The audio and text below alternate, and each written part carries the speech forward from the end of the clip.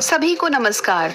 क्या आप जानते हैं कि हाइड्रोक्लोरिक अम्ल और सोडियम हाइड्रोक्साइड प्रकृति में भिन्न भिन्न होते हुए भी कुछ धातुओं के साथ समान रूप से अभिक्रिया करते हैं।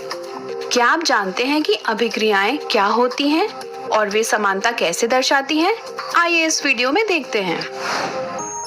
इस वीडियो का उद्देश्य अम्ल और क्षार जैसे कि HCl और NaOH की लाल और नीले लिटमस पेपर, जिंक धातु और ठोस सोडियम कार्बोनेट के साथ अभिक्रिया द्वारा उनके गुणों का अध्ययन करना है। यदि आपसे कहा जाए कि थोड़ी मात्रा में HCl लीजिए और इसके कुछ बूंदों को नीले और लाल लिटमस पेपर पर डालिए,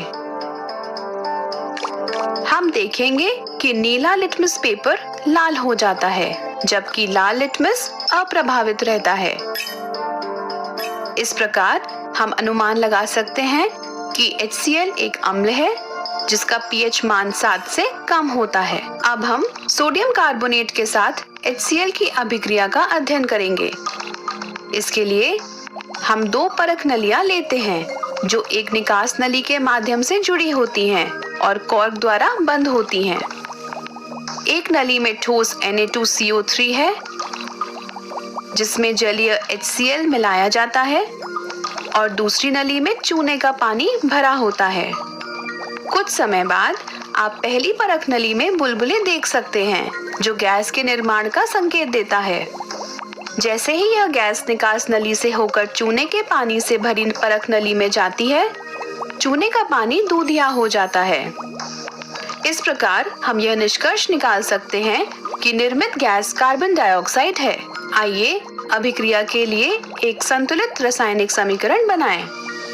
Na2CO3 plus 2HCl gives 2NaCl plus H2O plus CO2।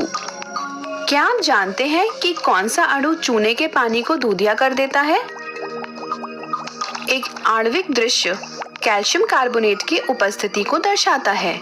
वास्तव में CO2 CaOH होल ट्वाइस के साथ अभिक्रिया करके CaCO3 बनाता है जो श्वेत और जल में अघुलनशील होता है। आइए अब अध्ययन करते हैं कि HCl जिंक धातु के साथ कैसे अभिक्रिया करता है। तनु HCl से भरी एक परख नली को गर्म करिए जिसमें कुछ जिंक कण मिले हुए होते हैं। आप बुलबुले देख सकते हैं जो गैस बनने का संकेत देते हैं। अब एक जलती हुई माचिस की तीली को मुड़ी हुई नली के पास लाएं। माचिस की तीली पॉप ध्वनि के साथ बुझ जाती है। यह दर्शाता है कि यह गैस हाइड्रोजन है। इस अभिक्रिया के लिए एक संतुलित समीकरण को इस प्रकार लिखा जा सकता है। Zn plus 2HCl gives ZnCl2 plus H2। आइए अभिक्रिया को ध्यानपूर्वक देखते हैं। आप विलयन में जिंक परमाणुओं और हाइड्रोजन आयनों के साथ साथ क्लोराइड आयनों का एक जालक देख सकते हैं। जिंक परमाणु 2 इलेक्ट्रॉन त्यागते हैं जिनमें से प्रत्येक हाइड्रोजन आयन द्वारा ग्रहण कर लिया जाता है। इससे विलयन में जिंक आयन निर्मित होते हैं। 2 हाइड्रोजन परमाणु संयोजित होकर एक हाइड्रोजन अणु बनाते हैं जो गैस के रूप में बाहर निकल जाते हैं। आइए अब हम सोडियम हाइड्रोक्साइड को एक उदाहरण के रूप में लेते हुए क्षार के गुणों का अध्ययन करते हैं। शुरू करने के लिए लाल और नीले लिटमस पेपर पर NaOH की कुछ बूंदें डालिए। आप देखेंगे कि लाल लिटमस पेपर नीला हो जाता है, जबकि नीला लिटमस अप्रभावित रहता है। निष्कर्ष स्वरूप हम यह कह सकते हैं कि NaOH एक क्षार है जिसका pH मान 7 से अधिक होता है। आइए अब NaOH की Na2CO3 के साथ अभिक्रिया का अध्ययन करते हैं। दो परख नलियां एक निकास नली के माध्यम से जुड़ी हुई हैं और एक कॉर्क द्वारा बंद हैं।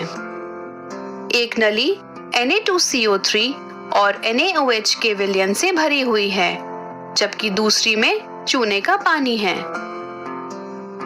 जैसा कि Na2CO3 और NaOH के बीच कोई अभिक्रिया नहीं हो रही है, इसलिए कोई गैस मुक्त नहीं होती है, अतः चूने का पानी रंगहीन ही रहता है। इसके बाद हम देखेंगे कि सोडियम हाइड्रोक्साइड जिंक के साथ किस प्रकार अभिक्रिया करता है। इसके लिए NaOH से भरी एक परख नली को गर्म करिए, जिसमें एक जिंक का टुकड़ा मिलाया गया है। आप बुलबुले देखेंगे जो कि गैस के निर्माण का संकेत हैं। एक जलती हुई माचिस की तीली को मुड़ी हुई नली के पास लाने पर माचिस की तीली पॉप ध्वनि के साथ बुझ जाती है। इससे प्रदर्शित होता है कि यह हाइड्रोजन गैस है। अभिक्रिया को संक्षेप में इस प्रकार दर्शाया जा सकता है। जिंक N2NaOH के साथ अभिक्रिया करके Na2ZnO2 और H2 गैस निर्मित करता है।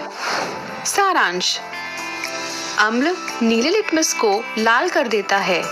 एक अम्ल सामान्यतः Na2CO3 के साथ क्रिया करके कार्बन डाइऑक्साइड गैस बनाता है। अम्ल सामान्यतः धातुओं के साथ अभिक्रिया करके हाइड्रोजन गैस मुक्त करते हैं। क्षार लाल लिटमस को नीला कर देते हैं।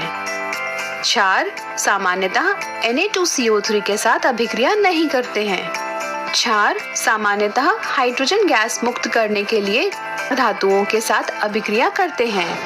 क्या आपको लगता है कि विभिन्न धातुओं की हाइड्रोक्लोरिक अम्ल के साथ अभिक्रिया करने पर बुलबुले भी समान दर से बनते हैं? विभिन्न धातुओं के साथ अम्लों की अभिक्रियाओं के बारे में और अधिक जानने के लिए हमारे साथ बने रहें।